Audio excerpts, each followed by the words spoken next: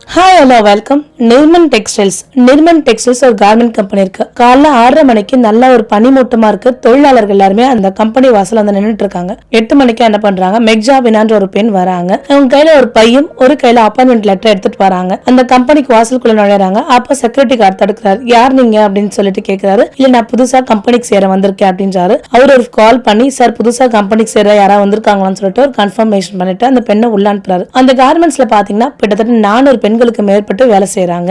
எல்லா வேலைகள் பாத்தீங்கன்னா நிறைய சத்தத்தோட இருக்கு. நிறைய மிஷின் சத்தம், ஒரே பரபரப்பா அந்த மிஷின் சத்தத்தோட போயிட்டே இருக்கு. அப்ப மெக்ஜாபினா உள்ள போறாங்க. உள்ள போய் மேனேஜரை பாக்குறாங்க. மேனேஜர் பேர் ரஷித் பாக்குறாரு. உனக்கு கல்வி தகுதி ரொம்ப கம்மியா தான் இருக்கே, ஒழுங்கா வேலை செய்வியா அப்படின்னு சொல்லிட்டு ரஷித் கேட்கிறாரு. ஓரளவுக்கு எனக்கு வேலை தெரியும் சார், இல்லன்னா நான் கத்துக்கிறேன் சார் அப்படின்னு சொல்லிட்டு மெக்ஜாபினா சொல்றான். இது கத்துக்கிறதுக்கான இடம் கிடையாது, இது வேலை செய்யறதுக்கான இடம். உன்னால வேலை செய்ய முடிஞ்சா மட்டும் நீ வேலை செய், இல்லன்னா இந்த வேலையை விட்டுட்டு போ அப்படின்றாங்க. சரிங்க சார் நான் வேலை செய்யறேன் அப்படின்னு சொல்றான். அந்த 7வது ரோல கட்டிங் செக்ஷன்ல பாபுல் ஒருத்தர் இருப்பாரு. அவர்கிட்ட போய் நீங்க வேலை செய்யுங்கன்னு சொல்லிட்டு ரஷித் சொல்லி அனுப்புறாரு. மெக்ஜாபினாவும் போறாங்க. போயிட்டு பாக்குறாங்க அந்த ஆள் சிடு விழுந்துட்டே இருக்காரு. எல்லாருக்கிட்டையும் கோபமா கத்திட்டே இருக்காரு. அடுத்து இந்த பெண் வந்த உடனே என்ன அடுத்து நீ புதுசா என் உயிர் எடுக்க வந்திருக்கியா அப்படின்னு சொல்லிட்டு கோபமா பேசுறாரு.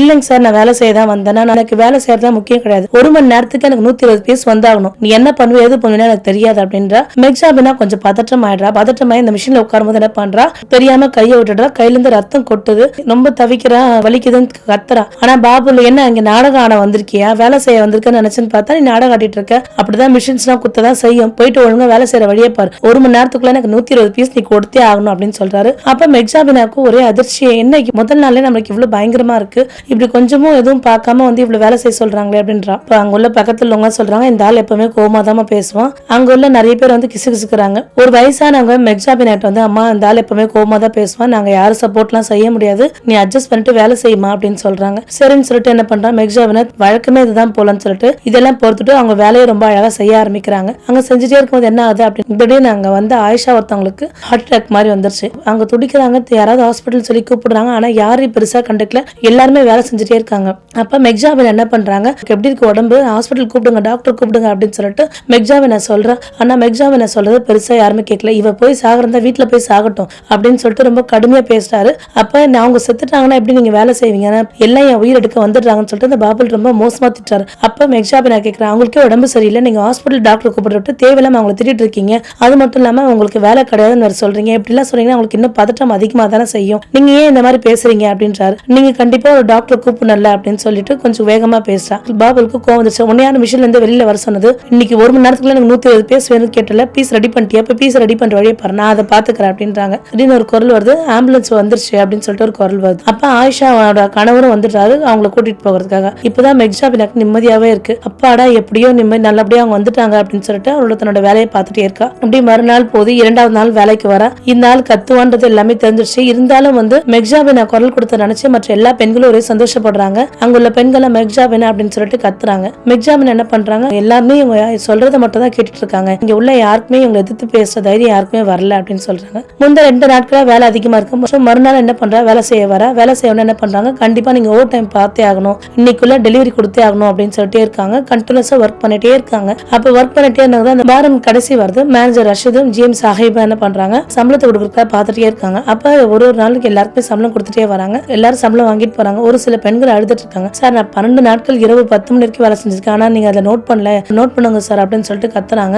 அப்ப ஜிஎம் சாஹிப் ஒரு அதிகாரப்பூர்வ பதிவுல சிரிக்கிறாரு. அவ்வளவுதான் உன் பணம், போய் வேலையை பாரு, இல்லைன்னா வேலையை விட்டு போ அப்படின்னு சொல்லிட்டு கொஞ்சம் திமிராவே பேசுறாரு. இதெல்லாம் மெக்ஜாபினா பார்த்துட்டே இருக்காங்க. அது மட்டும் இல்லாம ஒரு அவமானகரமான ஒரு புன்னகையை வந்து ஜிஎம் சாஹிப் கொடுக்கிறாரு. அப்ப மெக்ஜாபினா அந்த பெண் கிட்ட போய் வருத்தப்படாத, அழாத, நீங்க ஏன் இது யாருமே எடுத்து கேட்க மாட்டீங்க அப்படின்னா, நாங்கெல்லாம் வந்து வீட்டுல ரொம்ப கஷ்டப்படுறாங்க, இது பல நாள் இப்படிதான் நடக்குது, 1 நாள் 2 நாள் கிடையாது, எங்க எல்லாருக்கும் இப்படிதான் செய்வான், ஓவர் டைம் நிறைய வாங்கிப்பான், ஆனா அந்த ஜிஎம் எங்களுக்கு பணத்தையே தரமாட்டான், ஆனா மேனேஜ்மெண்ட் அவங்களுக்கு பணத்தை கொடுத்துருது, இப்படிதான் எங்களை ஏமாத்திட்டு இருக்கான் அப்படின்னு சொல்லிட்டு இருக்காங்க. எங்களுக்கு உண்மையான சம்பளம் எதுவுமே கிடைக்கல, நியாயமான சம்பளம் எதுவுமே கிடைக்கல அப்படின்னு சொல்லிட்டு இருக்காங்க. அப்ப அங்க ஒரு மதியம் உணவு சாப்பிடுற நேரத்துல ஒரு கர்ப்பமான பெண் வந்து அழுதுட்டே இருக்கா. வயிறு வலிக்குதுன்னு சொல்லிட்டு அழுதுட்டே இருக்கா. ஏன்பா அழுதுட்டே இருக்க, நீ தான் நிறமாத கர்ப்பிணியா இருக்கியே, நீ போயிட்டு மெட்டர்னிட்டி லீவ் கேட்க கூடாதான்னு சொல்லிட்டு மெக்ஜாபினா கேட்கிறா. இல்ல நான் மெட்டர்னிட்டி லீவ் கேட்டா உனக்கு வேலையே கிடையாதுன்னு சொல்லிட்டாங்க, அதனால ரொம்ப கஷ்டப்பட்டு வந்துட்டு இருக்கேன், என்னால முடியவே இல்லை அப்படின்றாங்க.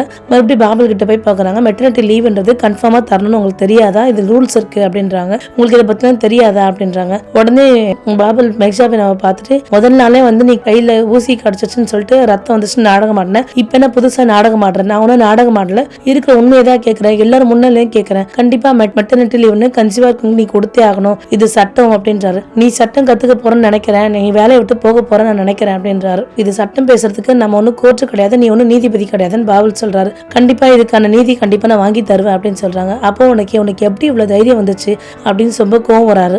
அப்பா அந்த வேலையை முடிக்கிறதுக்கு 20 நிமிஷம் தான் இருக்கு. அப்போ ஒரு பெண் என்ன பண்றாங்க, இந்திரன் சூடாகி 5வது ரோல என்ன பண்றாங்க, திடீர்னு ஒரு அலறல் சத்தம் கேக்குது. எல்லாருமே பயந்துடுறாங்க. அதாவது ஒரு கத்தி நேரடியாவே வெட்டிடுச்சு. என்ன காரணம், மிஷின்ஸ் ஸ்க்ரூஸ் எல்லாமே லூஸா இருந்ததால தான் அவங்க கை வெட்டிடுச்சு. துடிக்கிறாங்க. சில பேர் ஹாஸ்பிட்டல் கூட்டிட்டு போங்க அப்படின்றாங்க.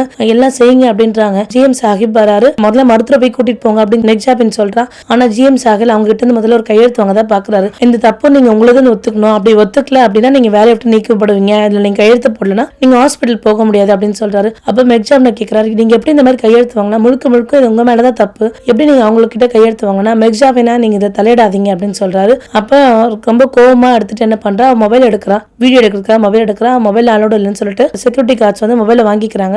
மெக்ஜாபினா ஒரே வருத்தப்படுற. மெக்ஜாபினா கத்துறா, கண்டிப்பா நீங்க செஞ்ச தப்புன்னு ரொம்ப கோவமா பேசுறான். இது கோவமா பேசின உடனே என்ன பண்றாங்க, அந்த கார்மெண்ட்ஸ்குள்ளே ஒரு அமைதி நிலவுது. ஏன்னா மெக்ஜாபினா அந்த அளவுக்கு சத்தம் போட்டு கோவமா பேசுறா. அப்ப என்ன பண்றாங்க, ஜிஎம் சாஹிப் சொல்றாங்க அவளை கவனி அப்படின்னு சொல்லிட்டு இருக்காங்க. இப்ப இவ மேல ஏதாவது ஒரு பிளாக் மார்க் வேணும் எனக்கு அப்படின்னு சொல்லிட்டு போறாங்க. இவ்வளவு கவனிக்கிறாங்கன்னு மெக்ஜாபினாக்கு நல்லாவே தெரியுது. மெக்ஜாபினா எதுக்குமே பயப்படல. பொய்யை மறைக்கிறவங்க மட்டும் தான் பயப்படணும், நம்ம உண்மையை மட்டும் தானே பேசுறோம், நம்ம ஏன் பயப்படணும், நம்ம பயப்படவே கூடாதுன்னு மெக்ஜாபினா நினைச்சிட்டே வரா. மெக்ஜாபினா அன்னைக்கு பஸ்ல வந்துட்டு இருக்கா. பஸ்ல ஜன்னல் ஓரமா உட்காந்துட்டு பாத்துட்டு இருக்கா. முடி வந்து அழகா அசைந்து கண்ணுல கண்ணீர் மட்டும் வருது.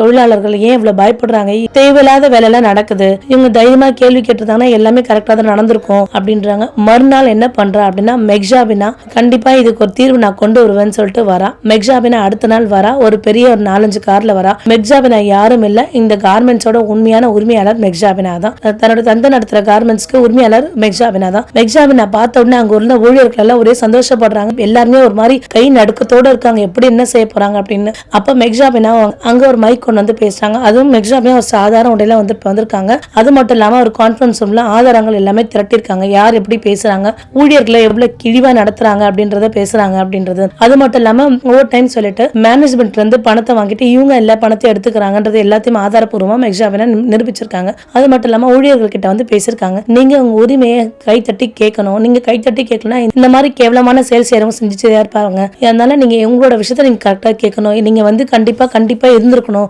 நீங்க வந்து பயந்துட்டு போக தான் இந்த மாதிரி விஷயம் எல்லாம் பெருகிட்டே போயிட்டே இருக்கு அப்படின்னு சொல்லிட்டு சொல்றாங்க. இந்த பேஜ் பேசினா மெக்ஜாபினாக்கு எல்லாருமே கை தட்டுறாங்க. இப்ப மேனேஜர் கூப்பிடுறாங்க. மேனேஜர் கூப்பிட்டுட்டு, நீ வந்து உன்னை வந்து நிரந்தரமாவே பண்ணிக்கம் செய்யற, நீ வந்து ஊழியர்களை ரொம்ப கேவலப்படுத்தி பேசுற, அது மட்டும் இல்லாம மேனேஜ்மெண்ட்ல இருந்து நான் உங்களுக்கு எக்ஸ்ட்ரா பணம் எல்லாம் கொடுத்தோம், இப்ப நான் ஒர்க் பண்ண பணத்திலே 4 மணி நேரத்துக்கான பணத்தை நீ என்கிட்ட இருந்து அடிச்சிட்டேன், இந்த ஒரு விஷயத்துக்காக நான் உன்னை பண்ணிக்கம் செய்யறேன், அது மட்டும் இல்லாம உன் மேல ஒரு கேஸ் நான் போடுறேன், மேனேஜ்மெண்ட் பணத்தை நீ துஷ்பிரயோகம் செஞ்சுன்னு சொல்லிட்டு மேல நான் கேஸும் போடுவேன் அப்படின்றாங்க. அடுத்து பாபுல கூப்பிடுறாங்க. பாபுல் வரும்போதே, அம்மா என்ன மன்னிச்சிருங்கம்மா, நான் தெரியாம செஞ்சுட்டேமா, நான் குழந்தை குட்டிக்காரமா அப்படின்னு சொல்றாங்க. உன் குழந்தை குட்டி மட்டும் நல்லா இருந்தா போதுமா, தொழிலாளர்கள் குழந்தை குட்டி எல்லாம் நல்லா இருக்க வேண்டாமா, என்ன விஷயம் செஞ்சிருக்கீங்க, அவங்களோட மாடு போல வேலை வாங்குறீங்க, இவ்வளவு மணி நேரம் தான் வேலை வாங்கணும்னு தெரியாதா, இன்னைக்கா ஓவர் டைம் வாங்கினா ஓவர் டைம்க்கான பணம் கொடுக்கணும்னு உங்களுக்கு தெரியாதா அப்படின்னு சொல்றாரு. அடுத்து ஜிஎம் கூப்பிடுறாரு. ஜிஎம் சாஹிப் வரா, தலை குடிஞ்சிட்டே வராரு.